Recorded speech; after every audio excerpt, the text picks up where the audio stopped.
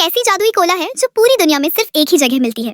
पैसे होने पर भी इसे खरीदा नहीं जा सकता क्योंकि यह शिमेन बीस्ट के शरीर के अंदर पैदा होती है। यह 24 कैरेट शुद्ध प्राकृतिक है। इसमें न कोई तकनीक है और न ही किसी तरह की मिलावट। अभी अभी हुई जबरदस्त लड़ाई में जेब्रा ने अपनी मौत जैसी बदबू से बर्डमैन को सफलतापूर्वक भगा दिया। जमीन पर पड़े बर्डमैन को देखकर दोनों काफी देर तक शांत नहीं हो पाए। आखिर यह कौन सा जीव था? तभी अचानक ढोल की तरह गूंजती दिल की धड़कन जेब्रा के कानों तक पहुंची। क्या कोमात्सु अभी जिंदा है? दोनों जल्दी से आगे बढ़े। जमीन पर पड़ा कोमात्सु धीरे धीरे हिलने लगा। वह सच में मरा नहीं था। दरअसल जेब्रा बाहर से भले ही एक सख्त इंसान लगता है, लेकिन उसका दिल अरु से भी ज्यादा संवेदनशील है। लड़ाई शुरू होने से पहले ही जेब्रा ने कोमात्सु के शरीर पर एक साउंड वेव आर्मर चढ़ा दिया था।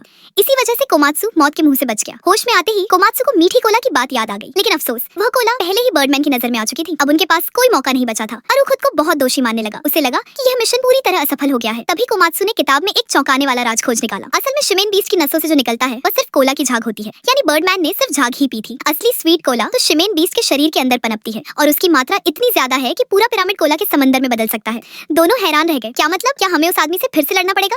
वे हमला करने ही वाले थे कि तभी 2 साल 6 महीने से ऊर्जा जमा कर रहा शिमेन बीस्ट अपना असली प्रदर्शन शुरू कर देता है। यही असली स्वीट कोला थी। सिर्फ त्वचा पर गिरते ही खून का बहाव तेज हो जाता है। अरु ने दोनों हाथ जोड़कर दुनिया के सभी महान खाद्य पदार्थों को सम्मान दिया। कोला झरने की तरह उसके मुंह में बहने लगी। इस कोला की मिठास गन्ने से 100 गुना ज्यादा है। शक्कर पल भर में अरु के शरीर की हर कोशिका में फैल गई। तेज कार्बोनेशन के साथ पूरे शरीर की कोशिकाएं तुरंत सक्रिय हो गई। युद्ध की सारी थकान पल भर में गायब हो गई। यही है दुनिया की सबसे स्वादिष्ट कोला। जेब्रा ने फैसला किया कि वह स्वीट कोला को अपने जीवन मेन्यू की शुरुआत बनाएगा। इसके बाद उसने कोमात्सु को भी आमंत्रण दिया। तो क्या कहता है लड़के? अगर ऐसा है तो क्या तुम मेरा साथी बनोगे? अब अरु कुछ नहीं कर सकता था। कोमात्सु पहले ही वेजिटेबल स्काई में अरु के साथ आधिकारिक रूप से साझेदारी करने का वादा कर चुका था।